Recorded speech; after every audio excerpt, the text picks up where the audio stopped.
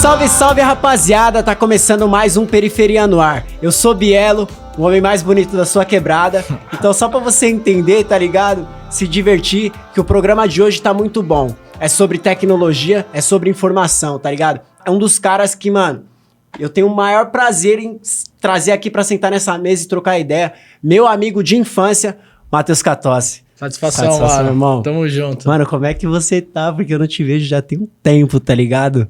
Pô, tô bem, cara. E vou falar pra você, hein? Faz tempo que a gente tá pra marcar esse papo, né? Então acho que aqui vai ser o momento ideal. E, pô, a gente vai conversar de muita coisa aí. E, pô, da hora demais. Da hora demais. Tá? Mano, eu lembro a última vez que a gente tava pra marcar um papo, tá ligado? E, tipo, pra trocar uma ideia, sair pra um rolê.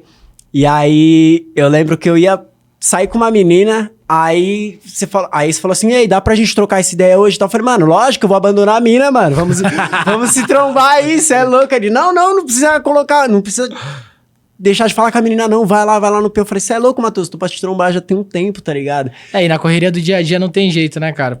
Pô, eu viajando pra lá e pra cá e tal, não sei o quê. Então, tipo, pra gente encaixar a agenda, às vezes, putz, deixa daqui 2 semanas, aí chega, desmarca e tal. Não, vamos agora. Então, acabou que... Mano, acabou não dando certo, né? Mas agora estamos aqui, né? Uma das coisas também pra perguntar, tá ligado? Dona Fátima, seu Paulo, um abraço. Sim. Como é que estão eles aí, mano? Tão bem, graças a Deus. Os meus pais estão bem, né? Hoje, graças a Deus, a gente... a gente não mora mais em Guaianazes, né? Meus pais, eles conquistaram o sonho deles, que era ter uma casa, né? Então, quando a gente se conheceu, a gente morava lá no apartamento, lá na Rua 5, né? Então, o sonho da minha mãe era ter uma casa, tal, não sei o que. Então, graças a Deus, a gente conseguiu aí juntos aí conquistar esse sonho, estão bem.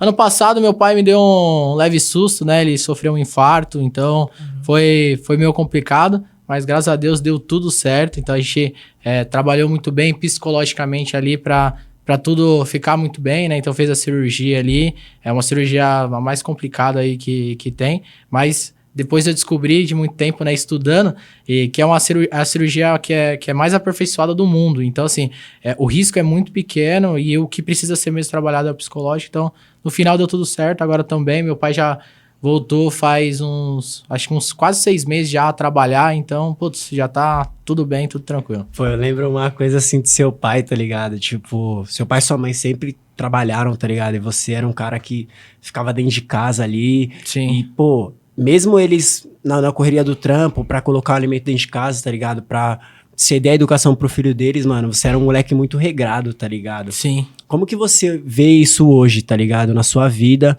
A educação que os seus pais te deram, tá ligado? Que tornou o homem que você é hoje, claro. Com certeza. Cara, é engraçado, né? Porque às vezes a gente vem com um pensamento da linha de que para você ter o exemplo, você precisa ter o mesmo conhecimento. Então, por exemplo, se o pai é médico, ele consequentemente vai ensinar as coisas de um médico para um filho. Pode ser que sim, mas não necessariamente. Então, assim, os meus pais, eles não tiveram estudos, né? Então, meu pai é cobrador de ônibus boa parte da vida e agora motorista de ônibus, minha mãe doméstica.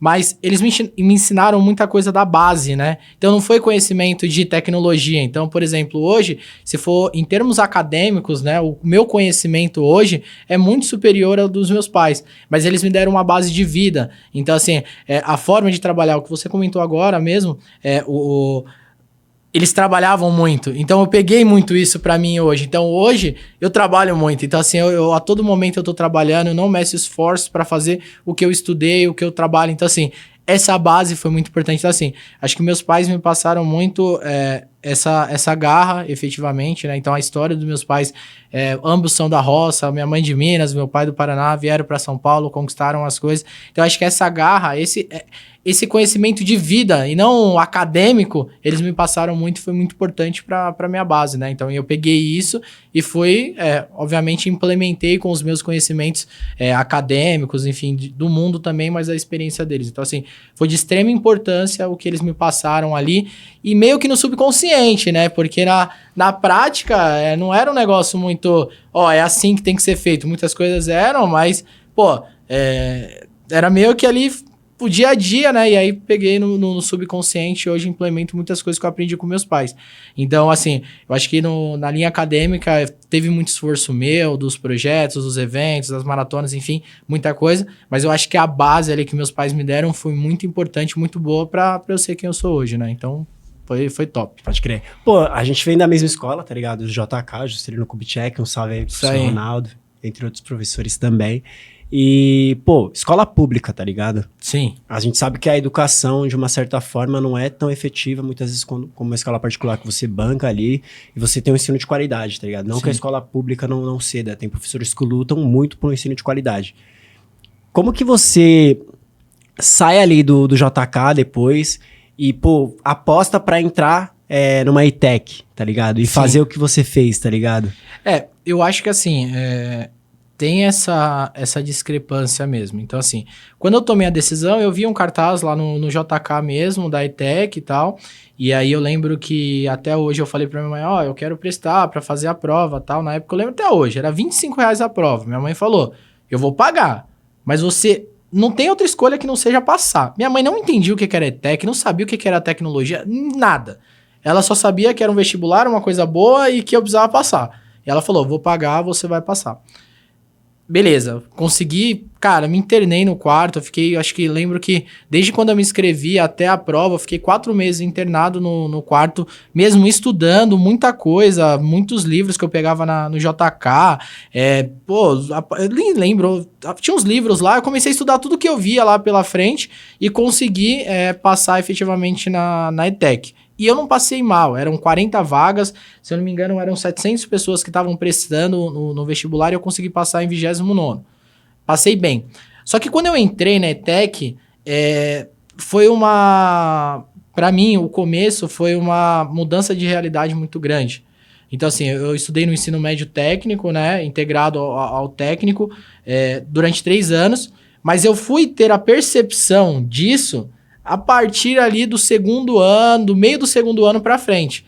O primeiro ano, foi muita adaptação. Porque, assim, era muito conteúdo e a forma de ensino, as pessoas que eu estudava, era totalmente diferente. Então, mesmo que eu tivesse ali um quê diferenciado do estudo, etc., eu acabei tendo uma certa dificuldade para conseguir me adaptar, para conseguir entender, para depois conseguir passar.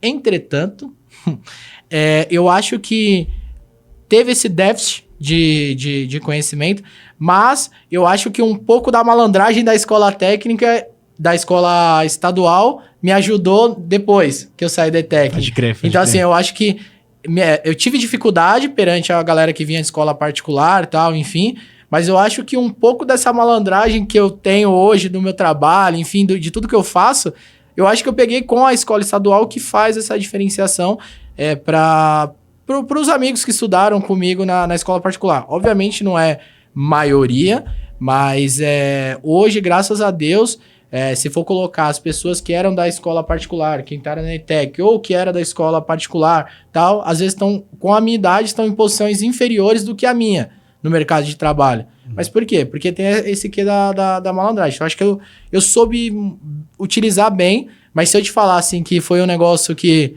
não, tranquilo, tal, não foi. Então eu demorei um tempo para me adaptar. Obviamente hoje eu conto isso com maestria, digamos assim, mas na época eu não tava sabendo o que estava acontecendo. Então assim, é uma reflexão do passado. Mas a entrada na ETEC foi do JK, de ver lá o cartazinho, e aí eu conversei com meus pais e me inscrevi lá, enfim. Mas sem saber o que era. No também, meio da ETEC ali, você já parava pra pensar que profissão que você queria seguir, tá ligado? Tipo, você já tinha ideia mais ou menos, tipo, eu quero fazer isso e viver disso. Bom, como eu falei... E o que você fez, né, claro, pra viver, né? Então, assim, da metade até a metade do segundo ano, cara, eu faço muitas coisas, enfim, mas eu sou desenvolvedor de software ali em suma, né? A minha primeira prova de programação na ETEC, eu escrevi uma carta que eu era incapaz de conseguir fazer aquela prova. Então, assim, pra você ter noção, como o mundo dá voltas, né? Então, eu escrevi ali falando...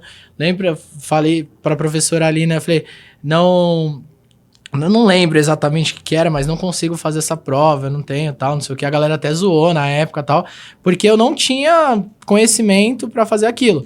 mas aos poucos eu fui começando a entender, a gostar, e aí as minhas notas do técnico começaram a ser superiores que a do ensino médio, enfim, e aí fui levando e fui gostando. Então assim, quando eu saí da ETEC, eu agradeço muito e eu incentivo a galera que tem seus 14, 15 anos a fazer ETEC, porque quando eu saí da ETEC, eu saí querendo uma profissão, eu queria ser programador. Então, me ajudou muito a ETEC a ter um norte. Então, quando eu entrei na ETEC, eu tinha feito um cursinho de bairro na Tabaite, ali em Guaianazes, ali perto da ponte Guaianazes, ali da pista de skate, ali eu tinha feito lá, e era isso. Então, a ETEC me abriu a mente para banco de dados, para programação, enfim, para várias áreas de tecnologia, e aí eu saí ali com o norte do que eu queria ser. Então, me ajudou bastante a ETEC a dar esse norte. Então, eu saí de lá querendo ser um programador. Dali da ETEC você já sai e entra na faculdade sem... Ah, quero ter um ano sabático. Não, você já foi direto? Já fui direto. E aí foi uma decisão, assim, que eu agradeço muito meus pais, porque quando eu saí da ETEC, eu fiz o Enem e tal, enfim, só que eu não consegui uma nota tão boa no Enem, então eu não conseguiria ir para uma escola pública, né? Então, para uma faculdade, para a FATEC eu não passei na prova, para a USP não dava, então teria que ser uma faculdade particular, e aí entraria ali nas regras do ProUni e eu não conseguia atingir ali uma boa pontuação. E aí, eu conversei com os meus pais, eu tava ali, eu já tinha um pouco mais de maturidade, eu conversei com eles, falei, ó, eu pesquisei algumas faculdades, né? Eu lembro que na época eu fiquei em dúvida de 2 faculdades, que eram a Universidade de São Judas Tadeu e a Faculdade Impacta, que foi a que eu acabei escolhendo. Ambas eram pagas, então eu não trabalhava na época. E aí eu conversei com meus pais, falei, ó, tem essas 2 faculdades. A São Judas Tadeu, pelo que eu vejo, ela é tão boa quanto a Impacta, só que tem um porém. A Impacta é especializada em tecnologia, e a São Judas Tadeu tem uma galera que eu conheço. Então, assim, eu acho que para eu ter um foco, eu preciso já ficar um pouco mais distante para eu ter o foco ali na minha carreira. Só que a Impacta era um pouquinho mais cara. E aí na época eu conversei com meus pais, eles se apertaram muito para pagar a faculdade. Eu lembro que na época era R$700, uma coisa assim. Eles se apertaram muito, mas eles falaram, não, a gente vai dar um jeito. Minha mãe e meu pai trabalhavam na época, né? Falou, não, a gente vai dar um jeito, a gente vai fazer aqui de alguma forma e vamos pagando. E aí foi que eu entrei na Impacta, com meus pais pagando. Eu consegui uma bolsa na Impacta, então tinha uma certa bolsa ali. Mas na época era muito pesado para eles, muito puxado. E aquilo eu carreguei, desde quando eu entrei na faculdade, eu carreguei. Falei, pô, como que eu vou pagar isso? Porque não dá para ficar essa conta pros meus pais, entendeu? E dali, tipo, você entra na faculdade, é todo jovem. Pô, entrei na faculdade, preciso arrumar um estágio. Porque você já estava no processo de aprender, preciso entender mais sobre tecnologia. Qual a empresa dos sonhos agora para trabalhar? Quando você conseguiu um estágio, você conseguiu nesse meio período aí? Eu nunca estagiei na vida, eu já comecei como efetivo, mas o ponto é... Já passou a marcha, hein? Enjoado. Olha, não estagiou esse cara. Vocês têm ideia disso? É foda, irmão, você estudar e não estagiar... Mas qual que foi a pegada, né? Quando eu entrei na faculdade, eu foquei muito no networking. Então, assim, eu comecei a... Só que assim, hoje eu falo com uma serenidade, eu foquei nisso. Mas na época eu não sabia exatamente o que eu tava fazendo. O que eu queria fazer? Eu queria me envolver em tudo que eu via pela frente. Então, assim, eu comecei a participar de muitos eventos. Muitos eventos de tecnologia, meetups, maratonas, enfim, comecei a me envolver em tudo. Tudo que eu via pela frente, eu me envolvia. Inclusive, nas vagas, eu me inscrevi em tudo. Então, assim, eu comecei a participar desses eventos e tal. Então, lembrando assim, que os meus pais pagavam a faculdade e se eles já pagavam a faculdade, eu não trabalhava, não tinha dinheiro pra nada. Era o VT ali, acabou. E por que eu participava muito desses eventos? Esse evento tinha comida. Então, assim, eu poderia fazer ali, eu participava, já comia tal, não sei o quê, top demais. Comia em casa de manhã tal, e depois ia pros eventos, faculdade à noite, então assim, sempre... participava. E aí, cara, eu comecei a participar muito desses eventos, muito desses eventos, dessas maratonas e tal. E aí, eu lembro que eu fiquei quase um ano tentando as vagas, comecei a desenvolver alguns projetos próprios no meu portfólio. Eu lembro que eu passei até numa vaga que era para estágio na Gympass, e aí eu tava desenvolvendo um aplicativo para academia e o cara achou que eu era concorrente dele. Então, assim, o que acontecia? Isso era bizarro. eu me preparava tão bem para as entrevistas que os caras achavam que eu era mais que um estagiário. Então, assim, só que olhando assim, eu não tinha experiência nenhuma profissional. Só que os caras achavam que eu já manjava pra caramba e não era o perfil, enfim, várias coisas. Então, eu comecei a participar desses eventos, dessas maratonas. E aí, eu lembro que eu participei de uma maratona que era uma maratona pra, se não me engano, 2016, pra desenvolvimento, uma maratona lá para as Olimpíadas, algo assim. E aí eu desenvolvi um aplicativo, e aí, olha que interessante, no mesmo esquema, na faculdade o professor divulgou, aí tinha um pôster desse evento, só 2 pessoas da faculdade inteira, então assim, era Impacta, São Camilo, enfim, eram várias faculdades, mas da Impacta só foram 2 pessoas que se inscreveram, eu e o Júlio. Aí beleza, eu desenvolvi o aplicativo, tal, não sei o quê, e aí eu comecei a ter amizade com o Júlio. Ele falou, pô, e você não trabalha ainda? Pô, você já faz tudo isso daí, você não trabalha? Eu falei assim, não, cara. Porque eu fazia vários cursos, vários eventos. Eu fazia fazia os cursinhos na Samsung também, que eu achei de graça na internet. E top, assim. Eu aprendia muita coisa. Desenvolvimento Android, pra relógio, um monte de coisa. Caramba. E aí eu cheguei, eu desenvolvi esse aplicativo, né? E aí ele falou, pô, e você não trabalha tal? Eu falei, não, cara. Aí eu fui fazer a entrevista. Ele falou, não, então você que arrumar um emprego. Aí eu fui fazer a entrevista na Uranet, com a empresa de call center, mas que tinha área de desenvolvimento. E olha que interessante, tinham 2 vagas e 3 pessoas. E lá na Uranet só trabalhavam pessoas por indicação.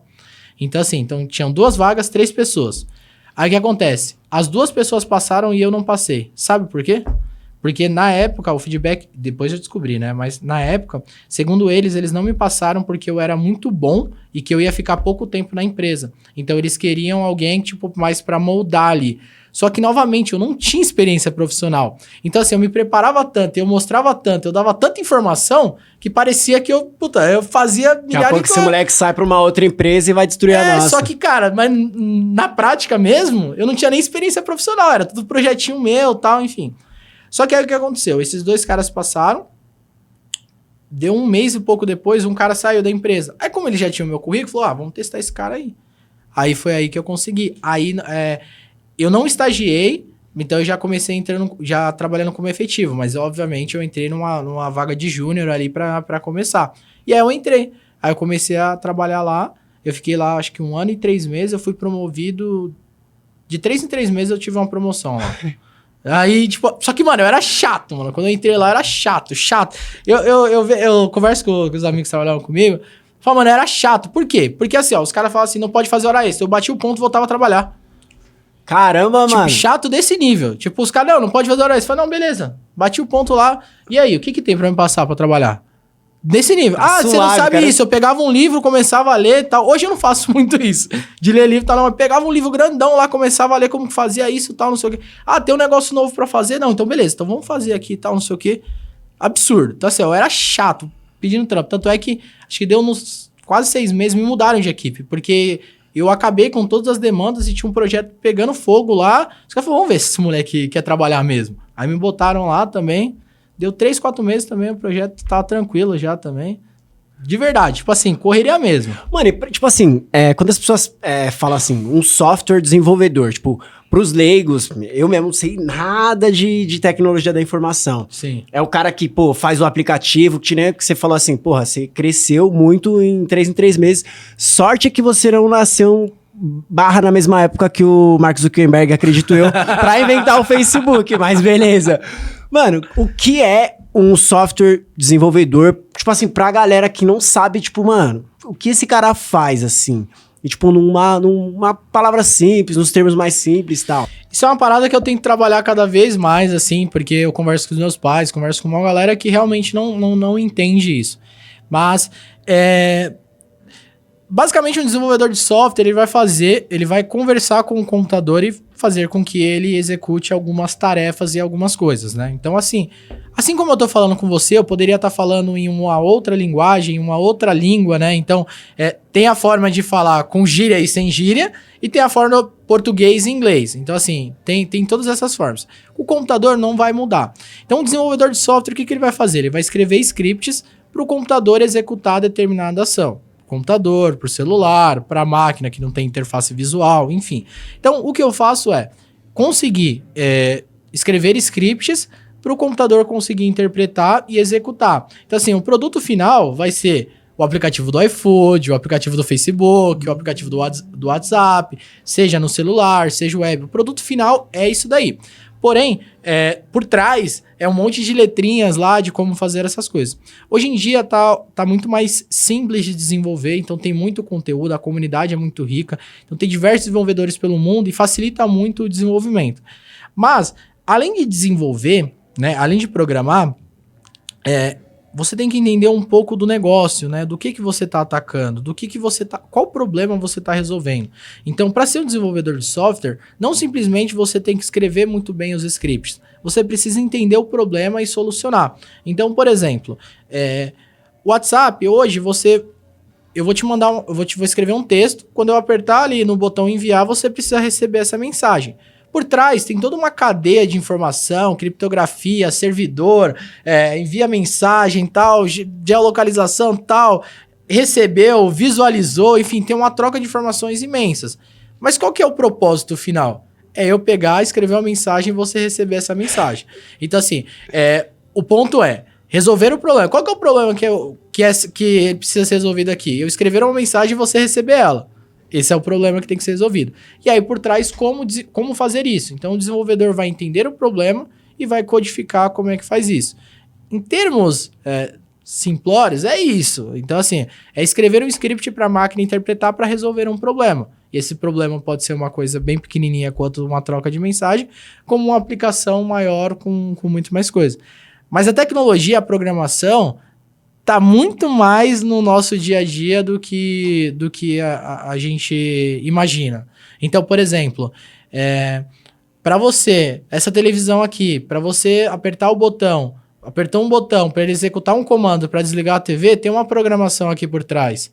Então, assim, para você conectar esse microfone no computador, esse computador entender que o áudio está saindo daqui, tem uma programação por trás, tem uma conexão de hardware com software ali, né? Hardware, a parte física aqui, o software ali, a parte lógica do computador para fazer essa interpretação. Então, assim, a programação está muito mais no nosso dia a dia do que parece, né? É que óbvio que a gente vai usar sempre os exemplos mais claros, WhatsApp, Facebook, que são coisas de redes sociais, mas a programação, ela está muito mais presente do que a gente imagina, e existem diversos tipos de programadores, né? Então, eu sou um desenvolvedor mais voltado pro negócio, para o cliente final. Então, eu vou trabalhar sempre com soluções, assim, soluções financeiras, aplicativos, enfim, diversos. Eu não sou um desenvolvedor, por exemplo, que vai conseguir programar ali o comando que a televisão precisa receber do controle para executar. Isso não quer dizer que eu não consiga, mas esse não é o meu foco. Ficou claro? Ficou na... mano, porque é muito complicado. Tipo assim, porque quando você vai falando isso, tipo assim, eu sou um cara totalmente de humanas, tá ligado? Sim. E aí você falou dos comandos, é muita matemática. Sim. Na tecnologia da informação, como você falou, é muito mais do que simplesmente comandos. Tem filosofia, tem humanas. Como que vocês tratam isso? Se tem alguma parada disso? Olha, assim? cara, tem sim. E aí, em diversos cenários isso pode existir, né? Então, te trouxe aqui, vou trazer em cima do que eu te trouxe aqui. Por exemplo, esse conhecimento do negócio.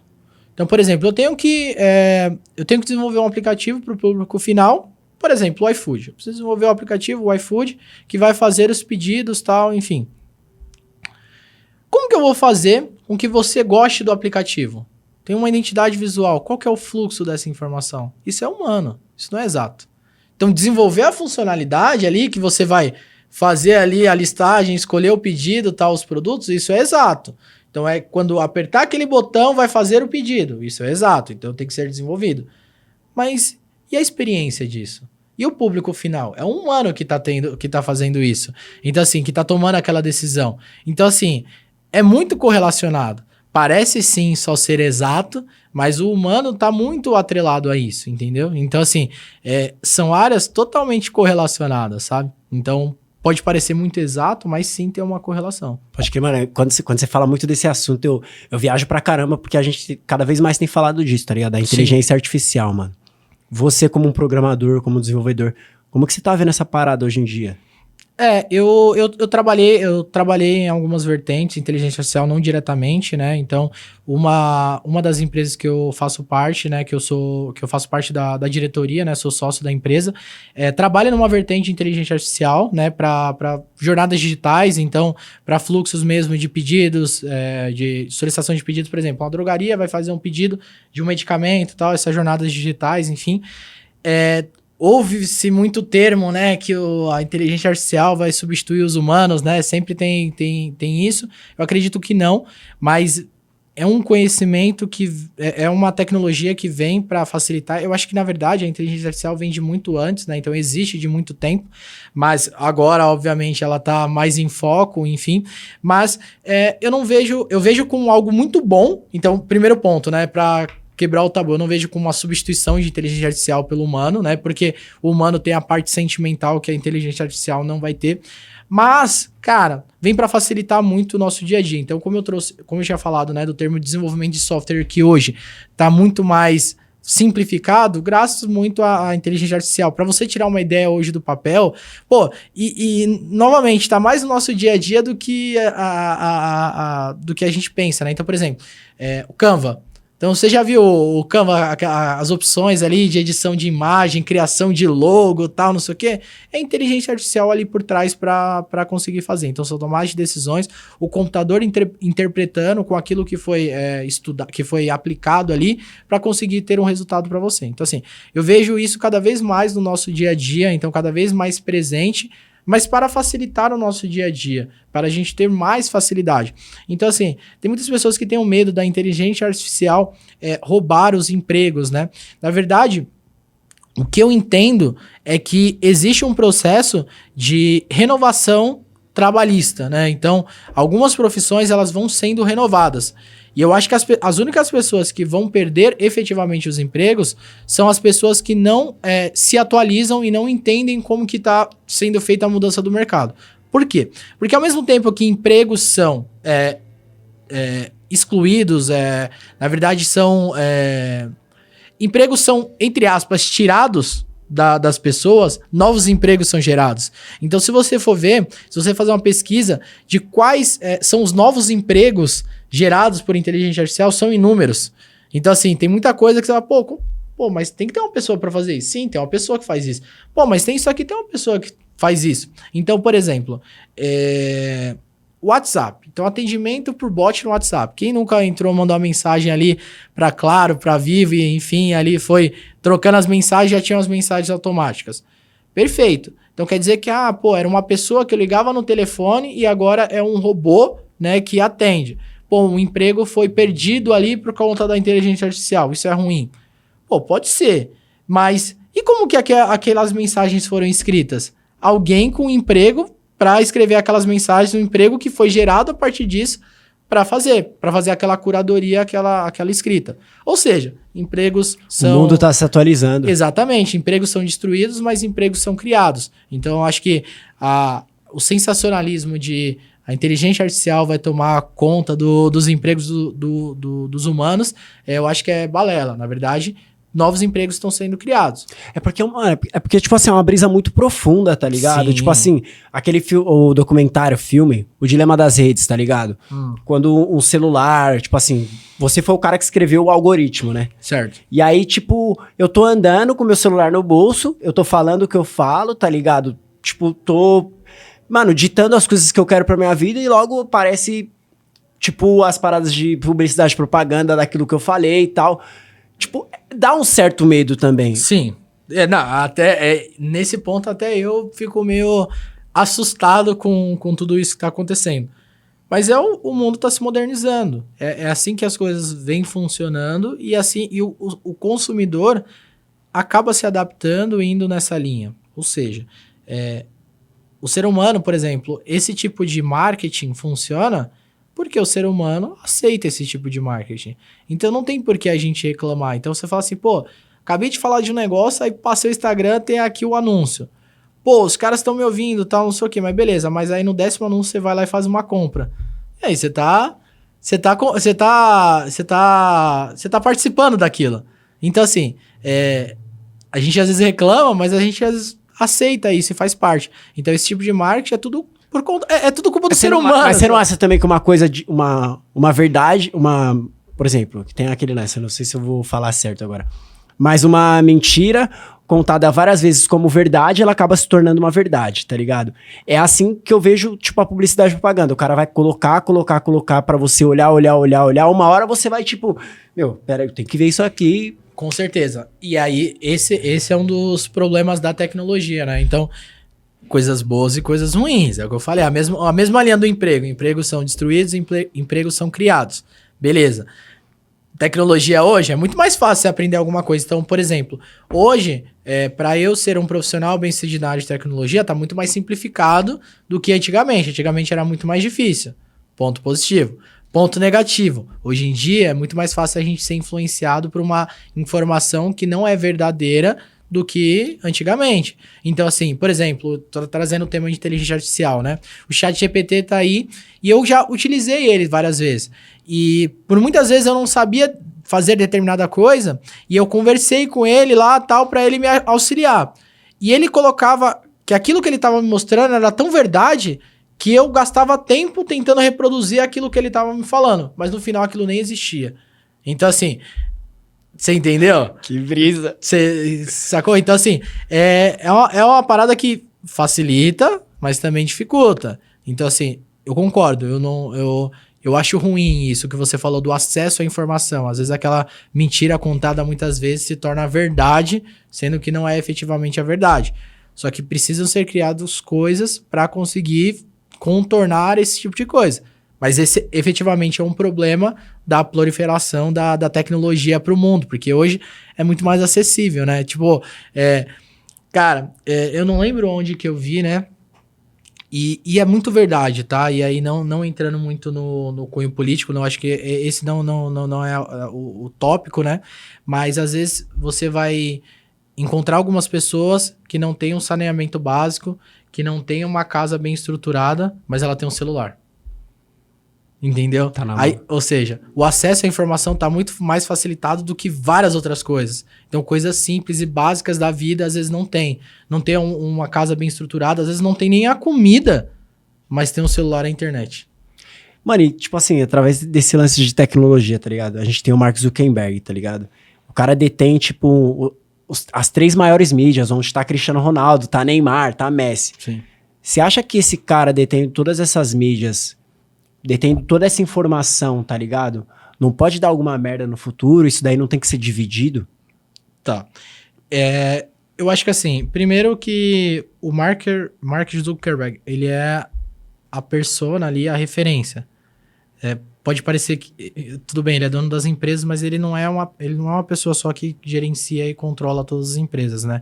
É que nem o Elon Musk, né? Com a Tesla, enfim, SpaceX. Ele tá presente nas empresas, ele é a referência, ele é o front ali, mas não necessariamente ele é a pessoa que toma todas as decisões. Então, primeiro, vamos partir daí. Mas assim, eu acho que sim, é válido, porque foi uma conquista e um processo dessas empresas, de criação dessas empresas, né? Então, as empresas elas foram criadas de formas distintas e depois unificadas, né, pelo Facebook, que atualmente é a Meta, né? Mas eu acho que tem muita coisa sendo estruturada, né? Então, existiram processos em relação ao trabalho da informação. Então, todas essas soluções, elas têm controle e tal. E eu acho que assim, dizer que a pessoa que é dona disso é o problema, eu acho que não é o problema ter esse monopólio para uma pessoa só. Eu acho que vai muito mais de qual que é a linha e diretriz dessa pessoa, porque, por exemplo, não poderia ser um monopólio, mas uma das empresas ter uma gestão, um líder ali, uma referência, tivesse um pensamento ruim, uma má índole ali para conseguir executar. Então, eu acho que o monopólio não é o problema na minha visão. O problema está na manipulação dos dados efetivos, né? E eu acho que, novamente, assim como o marketing, nós damos essa abertura e nós oferecemos as informações e nós acabamos permitindo tudo isso. Então, assim, existem leis, Não, obrigado. Existem leis, existem várias coisas para conseguir contornar essas informações, o uso das informações, das imagens, dos armazenamentos, enfim, de tudo do contexto. Então, existem várias leis. Mas o problema maior está no ser humano. Então, assim, o problema maior está na gente, que fornece a informação. Então, assim, antes de tudo, pô, eu tô passando essa informação. É uma informação que eu não gostaria que fosse pública, então deixa eu tentar achar um outro meio, alguma outra forma de conseguir fazer isso. Porém, todavia, entretanto, é uma decisão nossa. Então, por exemplo, que nem a gente falou, pô, de conversar e tal. Eu tô trocando esse papo aqui com você, meu celular tá aqui do lado. Então, assim, eu fui lá, coloquei nas políticas, tal, lá, que eu não quero que ouça, tal, ou não coloquei, mas ele tá aqui do meu lado. Então, se eu não quiser ser ouvido por ele, além de permitir, ele não estava aqui do meu lado, estava em outro local. Então, assim, eu acho que é muito... A gente tem um permissionamento, então eu acho que o problema está no ser humano de aceitar tudo isso e de fazer. E a partir do momento que a gente concede isso, a gente corre o risco de acontecer alguma coisa.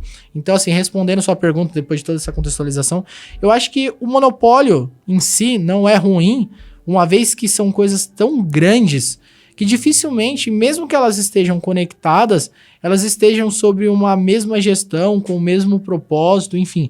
São coisas muito gigantes para ter um monopólio. E assim, o mercado, principalmente tecnologia, ele tá aí. Novos players podem ser criados. Só que você vai brigar com grandes. E assim é na vida toda, né? Então, existem podcasts maiores, existem podcasts menores. Então, pô, eu acho que o problema não tá nele ser grande, é tentar achar diferenças para conseguir chegar ali. Então, assim, o monopólio vai ser criado e isso vai acontecer em qualquer ramo. Então, eu acho que, na minha visão, não é ruim, uma vez que tem oportunidade para todo mundo para isso acontecer assim como foi feito lá atrás. E só para não responder a sua pergunta, mas um comentário interessante, é que a efetividade e o sucesso de muita coisa é um conjunto de acontecimentos para aquilo dar certo. Então, que nem o WhatsApp, várias e várias soluções foram criadas semelhantes ao WhatsApp. Mas em algum momento foi ocasionado daquela solução acertar e oferecer algo legal para algumas pessoas, outras pessoas viram, enfim, e aí foi se transformando e tá acontecendo. Então, assim, eu acho que muitas coisas são criadas e são iguais, enfim, mas não quer dizer que, necessariamente, não quer dizer que, por exemplo, o Mark Zuckerberg, ele é um cara inteligente, excepcional, mas não quer dizer que ele é o cara mais inteligente do mundo. Não, ele uniu o conhecimento dele no momento certo, na oportunidade certa, enfim, várias coisas aconteceram para ser gerado tudo isso. Mas não necessariamente não existem outras pessoas como ele, ou não existiram outros aplicativos como o que ele criou. Mas é que naquele momento ocasionou de várias coisas acontecerem para ele ter dado certo. E assim é na vida com todo mundo. Então só trazendo isso, né? Porque às vezes a gente fica muito na linha do tipo, pô, eu jamais seria que nem esse cara. Não, às vezes você até melhora. Mas é que você não teve a oportunidade que ele teve, ou não aconteceu aquele ponto específico, sabe? Essa história. E aí, pô, aconteceu o que aconteceu. Então assim, eu acho que vai muito do todo, muito mais do que só a pessoa, mas ao redor, enfim, pessoas conectadas, sabe? Eu acho que quanto mais oportunidades são geradas, mais é possível que as coisas aconteçam, sabe? Mano, você foi um cara que era o cara que bate o ponto na empresa e vou trabalhar, vou aprender mais, tá ligado? Sim.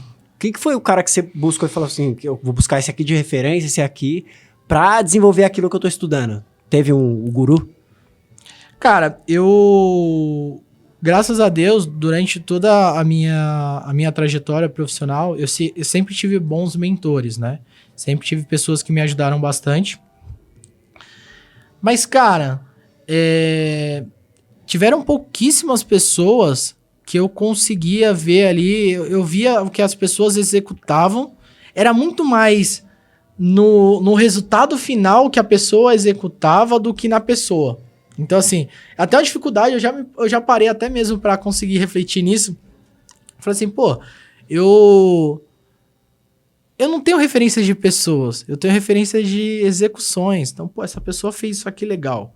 Mas eu nunca viajei muito na linha do tipo, essa pessoa, sabe? Tipo, da idolatria, sabe? Muito mais da execução. Fala, pô, se aquela pessoa fez isso e conseguiu fazer, eu também consigo. Ou se ela fez, sabe? Eu fui sempre muito mais nessa linha do que de pessoas.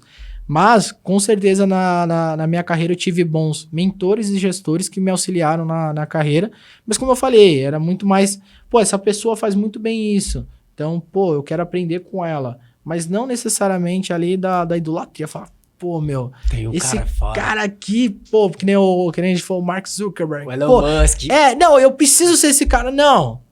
Preciso ser o Matheus. Eu preciso ser o Matheus que executa coisas que esse cara faz, entendeu? Eu sempre fui muito nessa linha. Porque assim, de verdade, foi um dilema ali meu que eu já, eu falei assim, pô, mano, por que eu não tenho isso? Porque várias pessoas têm isso, né? Fala, pô, eu quero ser que nem esse cara e tal. Na minha vida não sei. É diferente pra mim. Eu sei que não é o comum, mas pra mim é isso. É muito mais na execução, no resultado final, do que na pessoa, sabe? Foi foda. Eu te perguntei isso porque eu vou entrar agora nesse assunto e eu queria saber muito como aconteceu essa história. Porque, mano, você saiu na Veja, velho. Sim. E foi, mano, tipo assim, quando você saiu assim, tipo, eu e o Luli conversando em casa, a gente falou muito dessa base, da educação que seus pais te deram, tá ligado? Do corre, como foi. E, mano, você saiu na Veja através de um moleque de quebrada, Sim. fazendo um trampo de tecnologia e tal, foi estudar. Mano, como que aconteceu isso, mano? E é muito interessante isso, né? Primeiro que, contextualizando da matéria, né, foi justamente para mostrar que era possível, né? Então, na época, se eu não me engano, eu tinha 21, 22 anos, não lembro exatamente, mas era mostrar, tipo assim, que eu já era um profissional referência no mercado com tão pouca idade, né? E isso é legal, né? Porque a gente mostra, tipo, pô, é possível, tal, enfim. Mas como que eu cheguei nisso daí, né? Como que, pô, na Veja... Olha só como são as coisas, né? Teve uma vez que eu trabalhava na IBM já, então eu já tinha realizado, então isso foi uma conquista pra mim, ter trabalhado na IBM, trabalhei 4 anos e era meu sonho trabalhar lá, né? E aí, teve uma vez que teve um All Hands, né? O All Hands é basicamente juntar todo mundo ali da área, conversar todo mundo com os diretores, enfim, bater um papo, né? E aí, colocar algumas coisas de foco das diretrizes da empresa e tal, enfim. E aí, cara, eu sempre fui muito pra frente, né? Então, eu sempre, pensei ali a achar as oportunidades para conseguir sempre me alavancar e sempre, enfim, conseguir as oportunidades para eu me destacar. Aí, beleza. Fui pra esse All Hands e tal, não sei o quê. Eu lembro até hoje que o Luciano, que era o atual diretor, acho que, se eu não me engano, na época era da América Latina ou das Américas da IBM, só que ele era brasileiro, né? Enfim, conversando com a gente, batendo um papo. E aí, papo vai, papo vem e tal, enfim. Teve teve alguma coisa lá que o nome da moça que comentou era Cláudia, né? Ela falou assim... Não lembro o que ela falou, mas a resposta dele foi assim... Pô, Cláudia, você tá querendo o meu lugar? Tipo, dando abertura pra ela falar, só que ela não falou. Ela falou assim, não, jamais, Luciano, não quero isso, tal, não sei o quê. Aí eu pensei comigo, falei assim... Pô, tá maluco? Por que ele não pergunta isso pra mim? Eu bater na lata, é lógico. Lógico que eu quero o seu lugar. Eu quero que você cresça, mas eu quero crescer também. Pra mim, pô, seria uma honra, né? E beleza. Claro. Acabou o All Hands e tal. Fui pro andar lá e aquilo ficava na minha cabeça. Eu falava, mano, não é possível que ela não falou isso. Falei, mano, eu vou falar. Vou dar um jeito de eu falar. Aí eu só assim, só olhando e tal. Pô, qual era o momento ali que eu conseguiria falar com ele e tal. Porque era um nível muito acima e tal, enfim.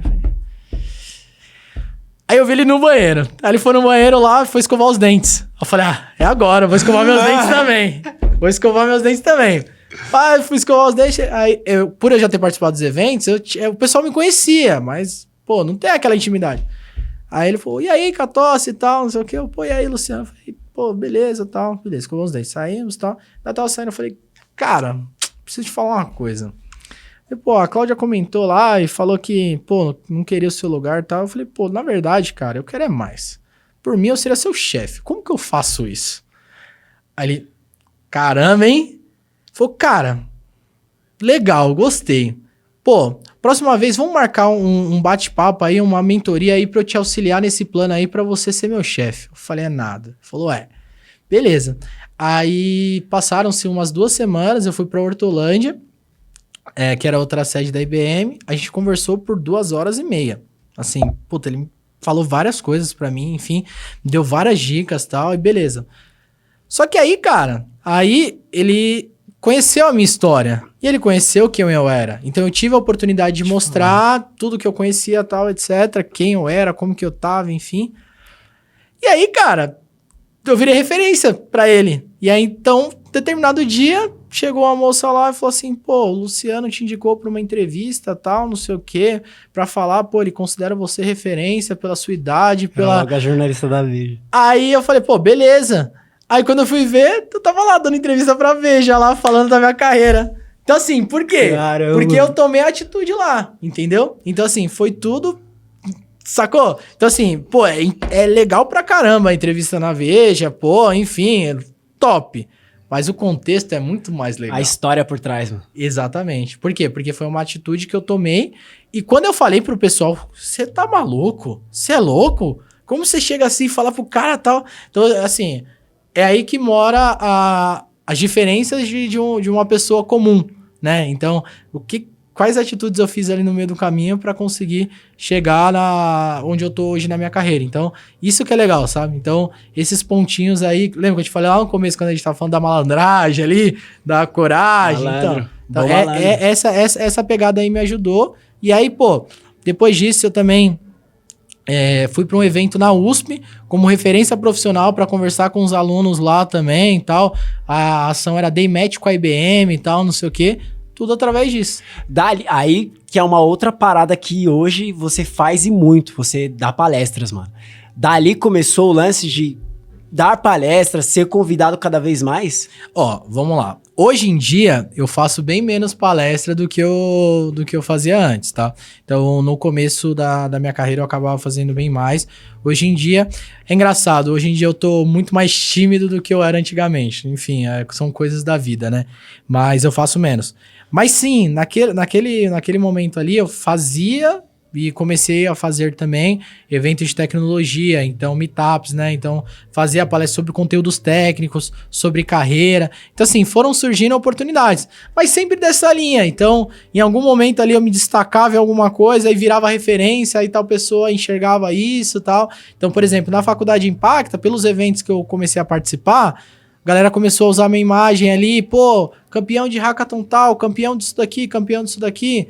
Determinado dia, o diretor da faculdade, o Célio, que é o CEO da Impacta, falou, Catossi e tal, tudo bem? Pô, os calouros aqui da faculdade, eles estão começando, você não quer bater um papo? Pô, esse daí foi uma palestra, eu palestrei acho que pra 1.000 pessoas, cara. Pra mim, assim, hoje eu nem sei como que eu faria isso, mas na época eu fiz. Então, assim, pô, então sempre nisso, né? Vai destacando uma ação ali, isolado, um negócio, aí fui me destacando, aí fui correlacionando e, enfim, fazendo as palestras, os eventos e tal, então...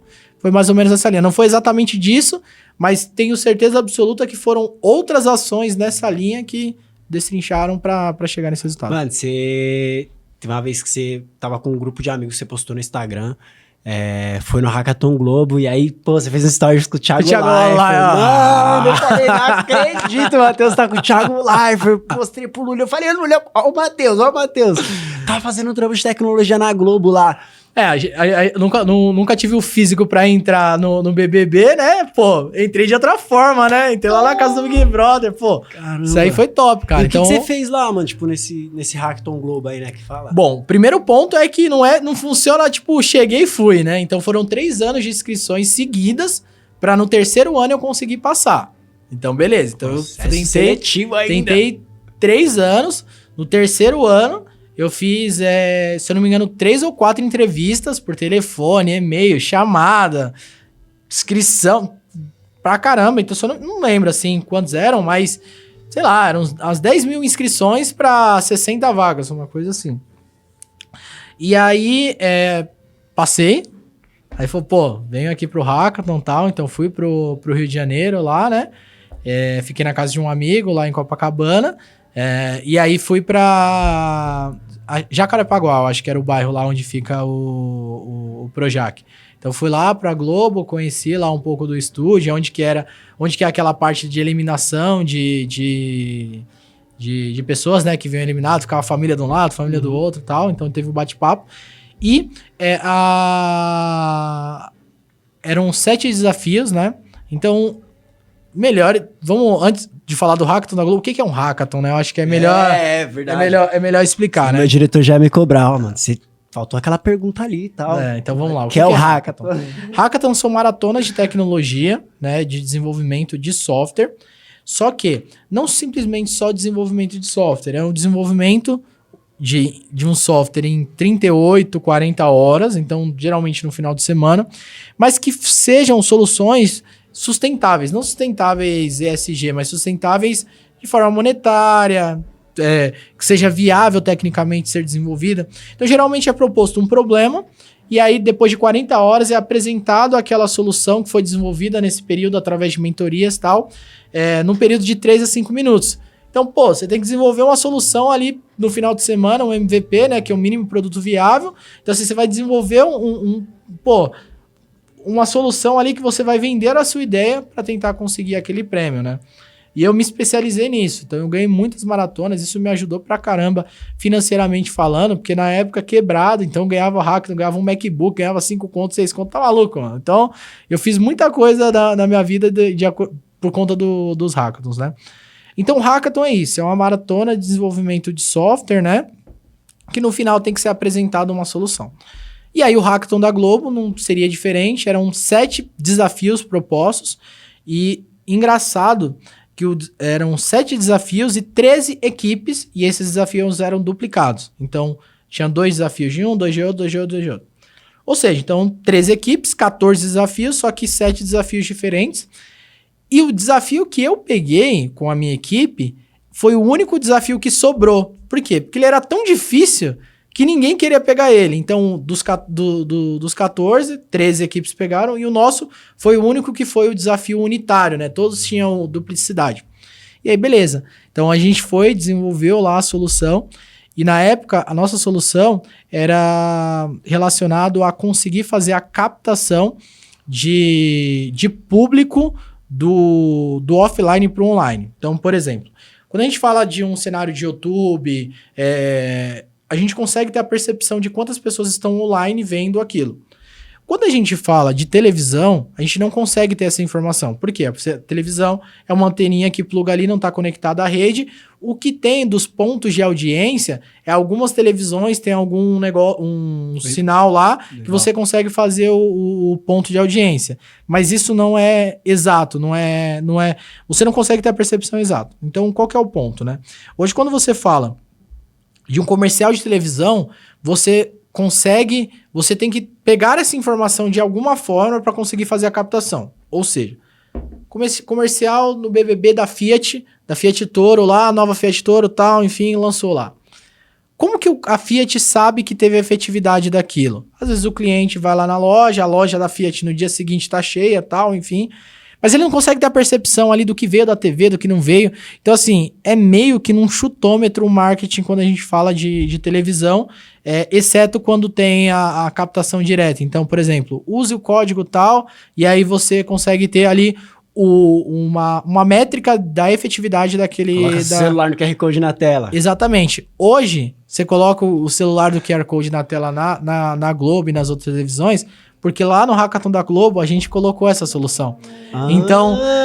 Vagabundos, hein? Caramba! Então, a solução proposta foi justamente essa. Então, dentro do Globoplay, fazer uma parada de meio de gamificação.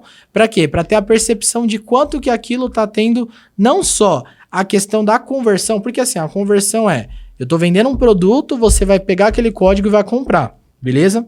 Só que, às vezes, eu tô vendendo um produto, você não vai comprar aquele produto, mas eu quero saber quantas pessoas foram atingidas. Então, a ideia da nossa aplicação era ter uma correlação com o Globoplay, ter uma gamificação. Para quê? Para saber o quanto mais pessoas estão sendo atingidas. Obviamente, tem uma métrica de conversão, mas também tem uma métrica de impacto, né? Então, quantas pessoas foram impactadas por aquela informação? Então, o que a gente desenvolveu era mais ou menos nessa linha, dentro do aplicativo Globoplay, ter uma leitura de QR Code mesmo para conseguir captar qual que é o impacto daquele comercial, daquela empresa, daquela marca, enfim, nas pessoas. E foi muito legal. Eu acho que a gente só não ganhou o Hackathon do BBB daquele ano, que inclusive era uma viagem para São Francisco, porque boa parte da banca dos jurados eram do Cartola. E as soluções, as duas primeiras eram soluções para o Cartola, que hoje é um dos maiores produtos da Globo, que dá maior rentabilidade, que é o Cartola, o aplicativo de futebol. E boa parte da banca era da linha do Cartola ali, porque é software e tal. Os caras estavam focados no futebol, não quero saber mais de nada. Então, assim, a banca estava um pouco enviesada ali. Mas, assim, mesmo assim, tinha outras soluções do Cartola, mas a nossa solução foi tão boa que a gente conseguiu ficar em terceiro lugar. Então, devido às proporções ali, foi um excelente resultado, porque principalmente pelo nível das pessoas que estavam apresentando ali, um nível muito alto. Então, a seleção foi realmente... Então, assim, a gente ficou em terceiro, mas no meio de gigantes. Então, foi um resultado muito bom. E tá ali no portfólio agora, né? Exatamente. Então, assim, a gente apresentou... Tem um vídeo com o Thiago Leifert lá, tem foto da piscina do BBB que não é tão grande quanto parece. Então, é uma piscina pequena ali. Então, foi uma experiência muito boa ter conhecido a casa do BBB e graças a essas maratonas aí. Caramba, que foda, mano. Tecnologia é um assunto, assim, que, pô... Tô aprendendo, vou reaprender. Então, ó, não percam esse vídeo. Se vocês precisarem assistir de novo, aqui tá sendo uma aula pra mim, tá ligado? Até pra entrar em contato comigo, né? Pode rede social e tal, enfim. Manda lá. Matheus Catossi, depois eu colocar o arrobinha aí, tá no GC já. Tipo assim, eu queria saber um pouco mais sobre essa parada de hackathon, tá ligado? São festivais de tecnologia, encontros. Como que é essa parada aí? Legal. Cara, os hackathons é o mundo perfeito, todo mundo ganha, né? Então, as empresas, elas têm um problema, né? Que precisa ser solucionado por meio de tecnologia, né? Os profissionais de tecnologia buscam networking, desafio e grana. Então, assim, o hackathon, ele é a junção de tudo isso e todas as partes, elas se beneficiam, né? Então... às vezes a empresa tem um problema operacional, que às vezes internamente está com problemas de inovação ali, a galera não está conseguindo fazer algo diferente, às vezes promove um hackathon, uma maratona ali, seja interna ou externa, né, para profissionais de fora, é montado as equipes, né, para desenvolver essa solução num curto espaço de tempo. E isso acaba fomentando muita coisa, né? Então, ali, você trabalhar ali sob pressão, enfim, às vezes saem ideias muito legais, e isso é um conceito mundial, né? Então, essas maratonas não foram criadas aqui no Brasil, então veio de fora, né? Então, são trabalhadas aqui no Brasil, mas é um contexto muito, muito global. E para mim foi, sensacional. Por quê? Porque nos hackers eu consegui ganhar visibilidade, né, da minha marca pessoal, eu consegui ter o network de conhecer pessoas, né, de diferentes áreas, enfim, e também consegui financeiramente ali ter um apoio ali na época que eu estava começando a minha carreira, também dos hackathons, né, então assim, para mim foi muito importante, eu tenho algumas histórias aí de hackathons aí para contar, então foi top, cara, então assim, hackathon para mim transformou a minha vida.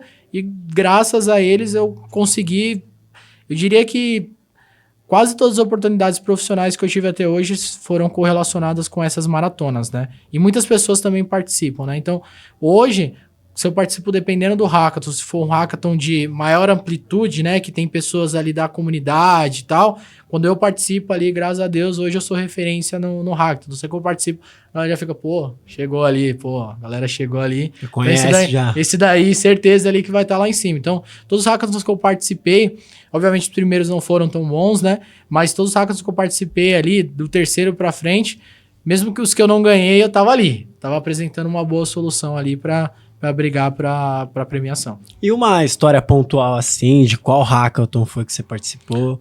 Eu tenho duas histórias legais pra contar. Uma engraçada, né? Teve o hackathon da NASA, eu fui pra Curitiba, né? Eu conversei com o pessoal da Impacta, a Impacta patrocinou. Então a gente foi uniformizado, né? Com aquelas blusas de colégio, enfim. A gente foi uniformizado pro hackathon da NASA. E aí, beleza, a gente foi pra Curitiba lá, tal, enfim.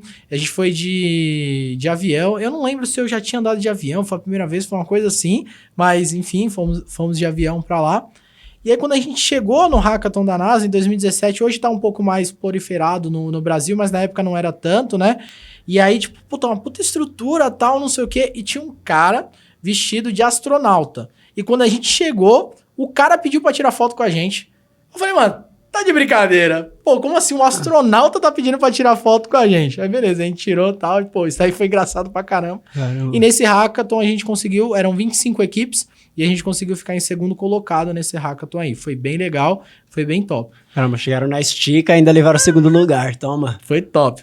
E a segunda história foi bem legal, pra você ver como que é a motivação, né? Na época, você deve lembrar, eu tinha comprado o meu primeiro carro, o Golfão branco lá e tal.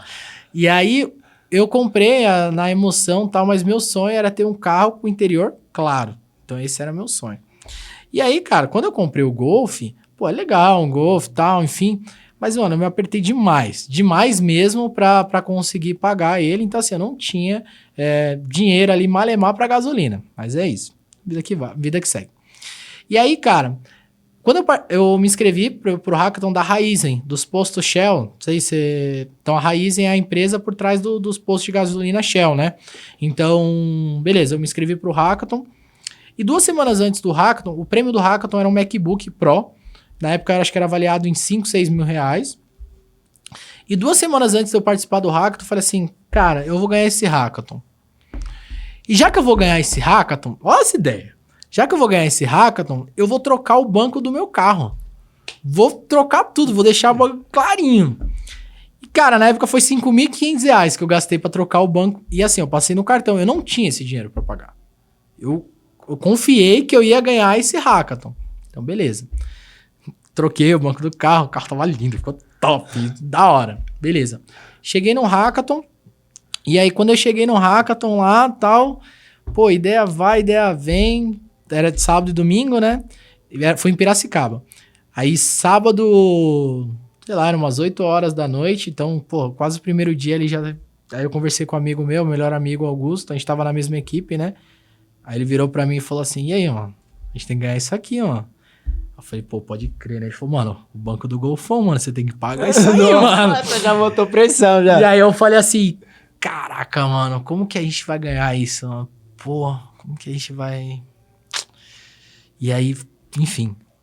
Aí a gente foi noite adentro lá, pensando na solução. Beleza. Pensamos na solução e tal. E aí fomos apresentar qual que era a solução que nós desenvolvemos, só para você ter uma noção ali de o que a gente desenvolve dentro de um hackathon. A solução que nós propomos era... tem o Apple CarPlay dos carros, né, que você consegue utilizar ali, acessar o Waze, o WhatsApp, enfim, acessar alguns aplicativos. E qual que era a nossa ideia? A nossa ideia era ter, dentro do Apple CarPlay, o aplicativo Shellbox, que é o aplicativo dos postos, ter uma função ali com conversa, com inteligência artificial para conversar, interpretar o que você queria. Então, o caso de uso era o seguinte. A esposa ligou pro marido falando assim, pô, você já tá chegando? Pô, já tô a caminho de casa. Pô, traz os refrigerantes pra gente jantar aqui, tá todo mundo aqui na mesa te esperando. Ele falou, pô, beleza. Aí o que ele fazia? Assim que ele desligava o telefone com a esposa dele, ele falava pro Shellbox, por favor, separa 2 refrigerantes no caminho de casa aqui no posto mais próximo que eu vou pagar e retirar. Que eu vou retirar. Então, beleza. Aí ele colocava no Waze o caminho. Quando ele passava no posto, o refrigerante já estava embaladinho para ele pegar e já estava pago. Então, o pedido já tinha sido lançado, o pessoal já tinha embalado, ele parava no posto, pegava e continuava o caminho para casa dele. Caramba, que então, assim, brisa. a gente fez esse caso de uso todo funcionar. E aí, beleza. Aí, na hora que a gente estava apresentando, aí a gente... Putz, na hora que tava... E assim, por eu já ter participado de vários hackathons e tal, eu sei ali a percepção dos jurados, tal, quando tá bom, quando tá ruim. E aí a gente, quando tava apresentando a solução, só que a gente apresentou tudo isso funcionando. Então a gente falava, aí emitia a nota, a pessoa ia lá, colocava o refrigerante, passava. Então a gente fez a venda disso, fazendo todo esse fluxo, né? E aí beleza, e aí com isso, aí quando tava quase no finalzinho assim, aí eu virei pro Augusto assim, falei, ó, o banco do Golfão tá pago. Aí, quando for para as perguntas, eu geralmente não apresento a solução, mas eu geralmente respondo as perguntas. Porque às vezes o jurado tem uma pergunta técnica ou não, tal, não sei o quê. E aí eu respondi as perguntas técnicas, né? E aí, quando finalizou as perguntas técnicas, eu falei para o Augusto, falei, levamos. Dito e feito, cara. Ganhamos, paguei o banco do carro e deu tudo certo. Esse cara meteu louco, cara. Você conseguiu deu certo. ganhar. E deu certo. Aí saí de lá, no dia seguinte peguei o computador, vendi, paguei o banco do carro e saí tranquilo. Fiquei com o carro. Bora. Eu vou ganhar para... Vocês, ó... persuasão, poder, tá ligado? Confiança, o homem aí, ó, pagou o banco do carro dele. Eu recentemente participei de uma palestra da Carol Pfeiffer e ela comentou um negócio que acho que diz muito sobre isso, né? Que ela falou a seguinte frase, né? Se você não confia em si mesmo para apostar todas as fichas, por que alguém faria isso por você? Então é muito nessa linha. Então, pô, eu acreditava tanto em mim ali naquele momento que eu apostei todas as fichas e falei, pô, eu vou conquistar. E deu certo no final. E eu acho que muito disso é na nossa vida, né? Então, às vezes a gente fica muito na expectativa ali de alguém, de uma empresa, de algo do tipo, mas nós mesmos temos que apostar todas as fichas em nós. E se a gente não acredita em nós mesmos, por que outras pessoas acreditariam? Então foi muito dessa linha. Então eu ouvi isso esses dias, mas lá atrás eu tive essa atitude, que foi o quê? Pô, eu vou fazer isso, eu acredito em mim, eu sei que eu vou conseguir, eu sei que eu vou conquistar, e deu tudo certo no final. Poderia ter dado errado? Poderia, mas eu tava tão confiante que isso ia acontecer que no final deu certo. Eu acho que muito da vida é a gente pensar dessa forma, sabe? Ao todo, foram várias fichas apostadas, o quê? Mais de 10 hackathons, 20? Você participou? Cara, eu acho que de premiação entre primeiro e terceiro colocado deve ter ali uns 20, né? Então, hackathon da Deloitte, Secretaria Municipal de São Paulo, Câmara Municipal de São Paulo, da NASA, segundo lugar, hackathon do Santander. Cara, os hackathons me proporcionaram muitas coisas legais. Então, por exemplo, com 19 anos de idade, eu participei de um hackathon, e esse hackathon foi feito em 2 fases, né? A primeira fase, às 48 horas. Depois eu tive um mês de aceleração. Então, dentro de um local de startups, etc., eu desenvolvi um pouco mais a solução, recebi mentorias e tal. E depois eu apresentei, as 4 melhores soluções foram apresentadas para diretores da IBM, do Santander, na época do presidente o CEO do Santander era o Sérgio Rial, diretores da IBM e tal. Eu tinha 19 anos, eu estava fazendo isso. Então pensa o quanto que... Olha as portas que abriram para mim nessa época. Então por que foi isso? Foi por causa dos hackathons. Então me abriram muitas portas e isso, pô, fez com que eu me desafiasse e, consequentemente, tive que me desenvolver para conseguir mostrar algo à altura. Obviamente, eu poderia, mesmo nessa situação, ter me mantido baixo, né? Então, não, mas eu sempre queria mostrar mais, eu sempre quis apresentar mais, eu sempre quis me desafiar. E isso fez com que eu me desenvolvesse muito rápido, né? Para conseguir fazer isso. Então, assim, hoje em dia, o que eu tenho, a forma que eu sou, a minha capacidade profissional... É tudo de acordo com o que lá atrás eu apostei as fichas para conseguir fazer. Então, hoje, tudo isso é reflexo do que foi plantado lá atrás, né? Então, quando a gente planta, a gente colhe alguma coisa. Não tem jeito. Então, se você planta, você vai colher. Então, foi plantado lá atrás e hoje eu acabo colhendo muitas coisas. E aí, o que eu faço hoje é plantar mais para colher ainda mais. Pode crer. E, tipo assim, mano, de tudo isso, vou resgatar lá o que você tinha falado de ter participado de hackathons, de ter feito vários processos da sua vida. Quando você falou que era um sonho, mano, quando você entrou na IBM, tá ligado? Sim. Como que foi a notícia, tal, a ligação? Como que foi todo esse processo? É interessante, né? Porque realmente era um sonho meu. Desde quando eu entrei na faculdade, comecei a estudar um pouco mais a fundo, né? Sempre foi um sonho para mim entrar na IBM. Então, assim, eu coloquei isso na minha cabeça. Eu falei, pô, eu quero entrar. E no Hackathon do Santander, eu tive mentorias com pessoas da IBM e eles viram o meu potencial que eu poderia agregar à empresa. E aí eu conheci o pessoal do RH da IBM, né? E aí eu comecei a ver a possibilidade de conseguir entrar lá. E na época eu já trabalhava. Então, assim, nesse momento de aceleração, nesse um mês que eu comentei, né? No Hackathon do Santander, eu trabalhava no horário normal. Então, sei lá, acho que era das 9 às 6. E eu saía às 6 horas e eu ia pra aceleradora e ficava até meia-noite, quando eu não virava, e depois, no outro dia, pra empresa. Então, eu meio que trabalhei em 2 turnos ali pra conseguir fazer. E o pessoal viu todo aquele esforço, né? E aí eu conheci o pessoal do RH, o pessoal do RH me ofertou, naquele momento, uma vaga de estágio na IBM, e aí aquela vaga de estágio, como eu havia comentado no passado com você, eu nunca tive estágio e não era compatível com o meu momento atual ali, então naquele momento eu acabei recusando, mas eu tive esse contato com o pessoal do RH e aí teve um hackathon na IBM, que eu não participei desse hackathon, mas o pessoal do RH falou, ó, tem algumas equipes contratando, vai lá, conversa com o pessoal, tal, enfim. E aí eu fui nesse hackathon, não participei, não fui mentor, não fui competidor, mas eu fui conhecer as pessoas lá. E daí eu conversei com o pessoal, tal, e aí eu comecei a ter o contato, e aí acabou que eles me mandaram a proposta, né? Eu tinha... Engraçado que nesse momento eu confiava tanto, né, no meu potencial, porque eu trabalhava na Oranet, eu não estava satisfeito, eu via que eu era muito mais do que eu estava trabalhando lá. Eu saí, eu pedi as contas da Oranet, sem saber o que eu ia fazer no dia seguinte. No dia seguinte, eu já estava em outra empresa, numa startup, que é a Horizon 4. Eu trabalhei 2 meses lá, e aí nesse inteirinho aí eu recebi a proposta da IBM e fui para lá. E aí a proposta já como efetivo, né? E aí eu comecei a minha história na IBM, que durou 4 anos, né? Então eu trabalhei 4 anos na IBM. Também tive algumas promoções, mais ou menos ali, uma promoção por ano também. Então foi uma crescente bem legal. E aí eu comecei como desenvolvedor pleno ali na IBM. 4 anos depois eu saí como tech lead, né? Então líder de tecnologia ali. Na época, quando eu saí era de equipe menor, mas eu cheguei a liderar entre projetos e pessoas, mais ou menos, no portfólio do time, acho que tinha mais ou menos uns 40 projetos e de pessoas eram umas 30 pessoas. Caramba. Mas eu não era gerente de pessoas, sempre na linha técnica, né? Então, líder técnico ali daquelas equipes. Então, meio que eu conversava entre os times, tentava implementar as tecnologias parecidas, enfim, tentava fazer uma sinergia com isso. Então, entrei como pleno, saí como líder técnico ali. Que foda, que foda. Mano, o Matheus, ele não é só tecnologia, tá ligado? Sim. O Matheus, vamos buscar lá atrás, tá ligado?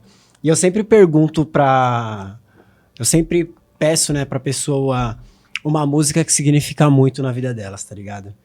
E aí você me mandou, entrei na loja da Mercedes, chinelo Havaianas. Pureza sim, mas eu não disse que vivo sem grana. Me adiantar foi o começo, sucesso e fama. Atrai mulher e interesse, lugares bacanas. MC Marx, cheiro de riqueza. Você é um cara que ama carros, tá ligado? Se não falar de Matheus sem falar de carro, por que essa música também representa um significado grande pra você? É uma música até que nova, né? A gente tava conversando como que poderia... Uma música que se encaixasse, né? E aí eu comentei com você essa música, porque eu acho que diz muito, muito sobre mim, né? Eu acho que hoje em dia, eu conquistei muitas coisas. Hoje em dia, eu procuro trabalhar e fazer muito mais com propósito que efetivamente por dinheiro, né?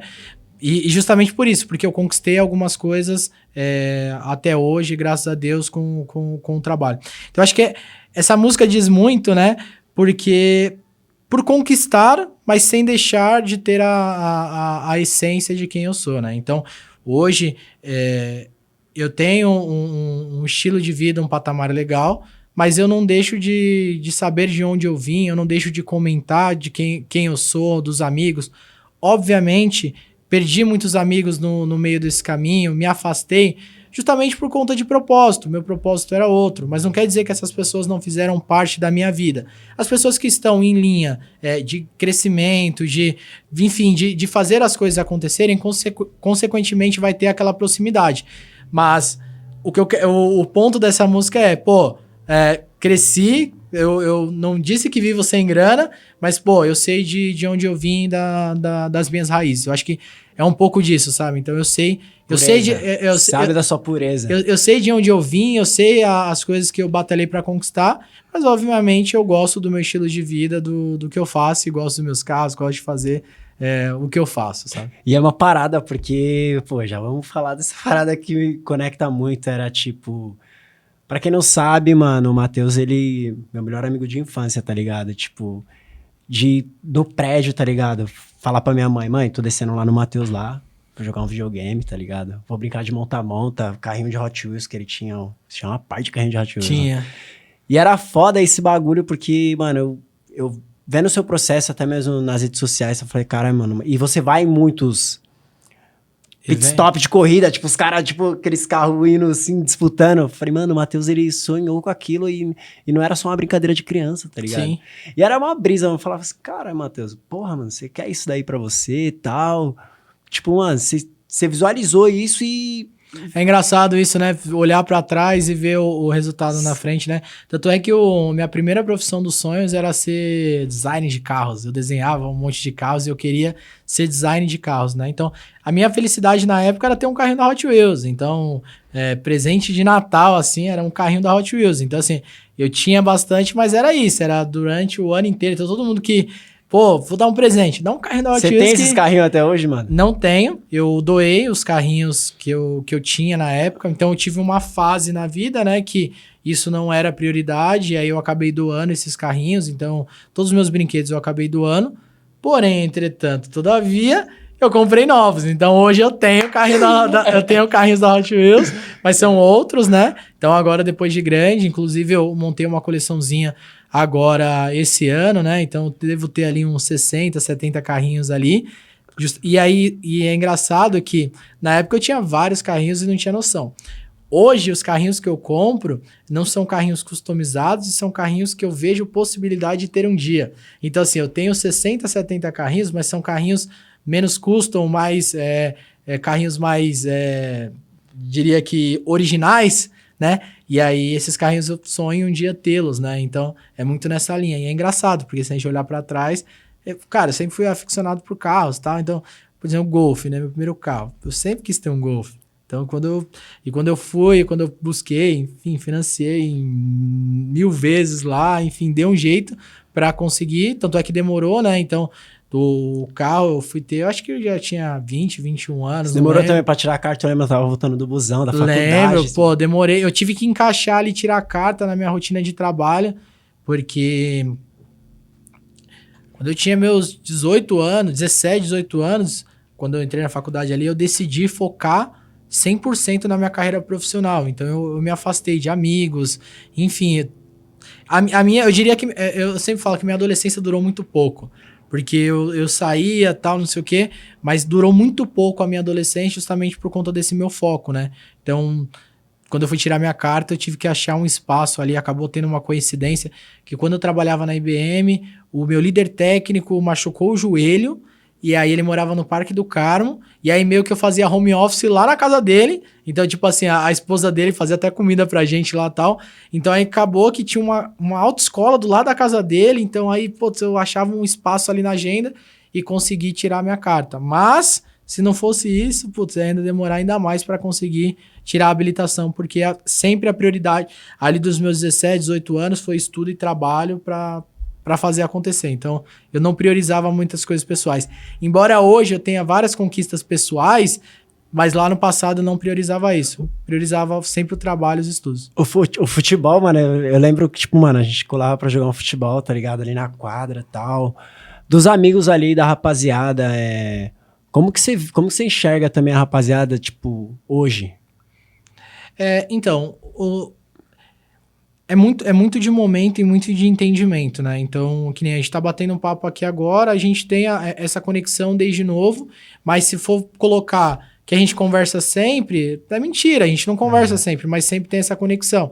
Então, assim, eu não tenho muitas conexões com tantas pessoas da infância, mas as que querem realmente estar próximas e querem realmente ter essa conexão, eu tenho, porque eu tenho essa lembrança.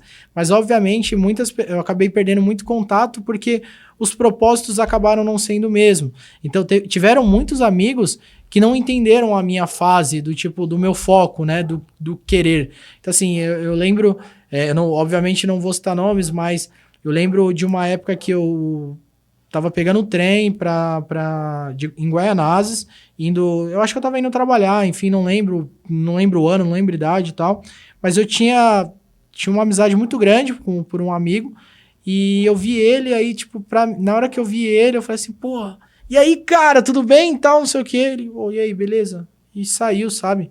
Então, assim, por quê? Porque eu acho que ele não entendeu que o meu momento era aquele foco, né? Enfim, e aí acabou que os caminhos... hoje não tenho nem redes sociais, não converso, enfim, mas era tipo um dos meus melhores amigos.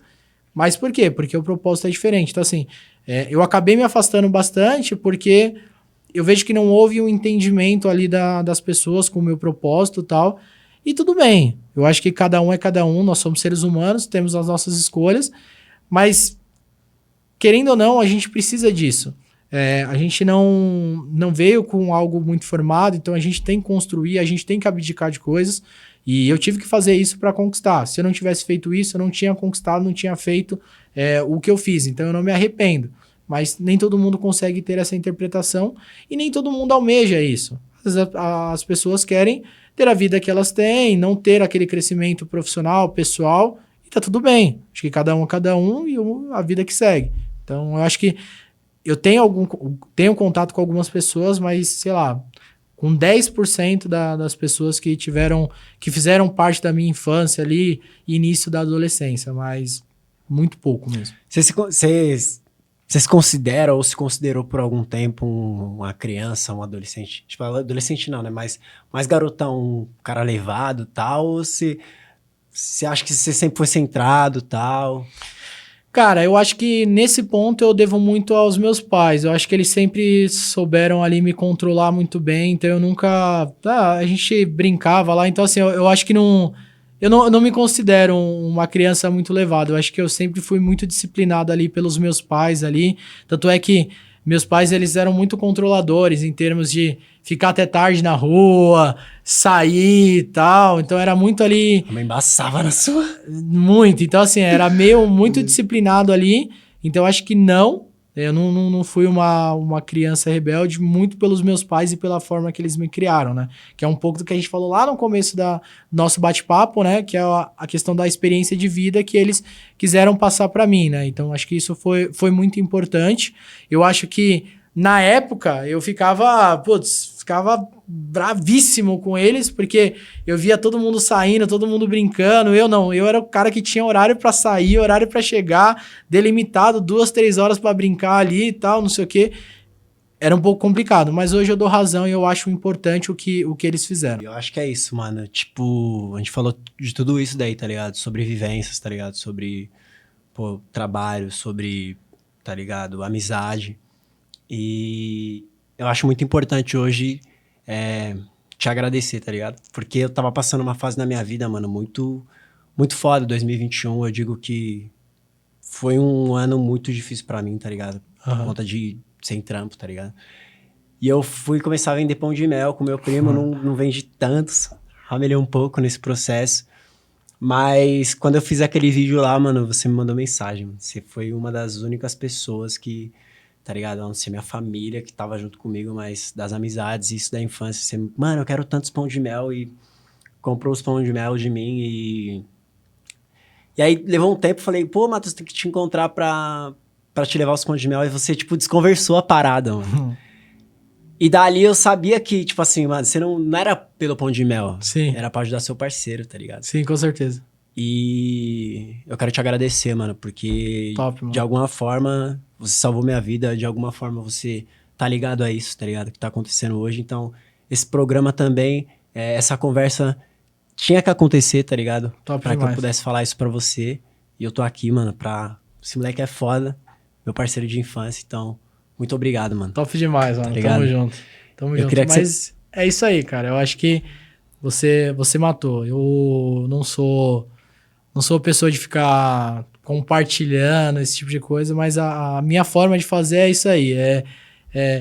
Eu até converso com a minha namorada, com a minha família. Eu não sou o cara que vou ficar morrendo de amores e tal, não sei o quê. Não, minha forma de dar carinho, de fazer as coisas é assim. Então, tá disponível, quando puder ajudar, ajudando assim e tal. Então, essa é a minha forma de ser. E eu fico feliz de ter impactado, porque para mim, eu tava fazendo, mas eu não sabia o quanto que eu poderia estar impactando, e sim, simplesmente fazendo. E eu fico feliz de ouvir isso, sabe? Tipo, quase chorei aqui. Você é louco, mano. Eu quero te pedir para que você fale pra rapaziada aí, essa ideia, mano, de luta, tá ligado? Que você teve, como um mano que veio da quebrada, veio do mesmo lugar que onde eu vim, mesmo prédio, tá ligado? Sim.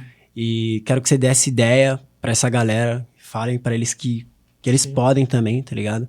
E complementar falando que a galera pode esperar do Matheus nos próximos anos, tá ligado? Top demais. Fala pra eles ali, ó. Bom, vamos lá. Primeiro de tudo, eu acho que é importante deixar claro, né, que é possível, né? Então, se a gente tá batendo esse papo aqui, se a gente tá trocando essas experiências aqui, é possível.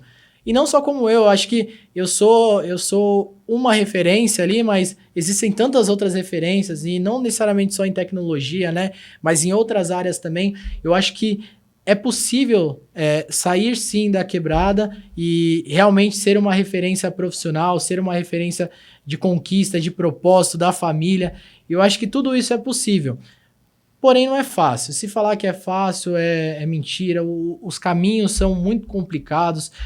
Abdicar de coisas mundanas e da vida é difícil também. Então, vão ter várias amizades que ali não vão colaborar para que você tenha os seus objetivos conquistados, assim como vão ter outras amizades que vão facilitar isso também. Então, assim, se a gente está batendo esse papo aqui, é para mostrar que efetivamente é possível conquistar o que você almeja e o que você quer. Eu estou longe assim, mas muito longe de conquistar todos os objetivos.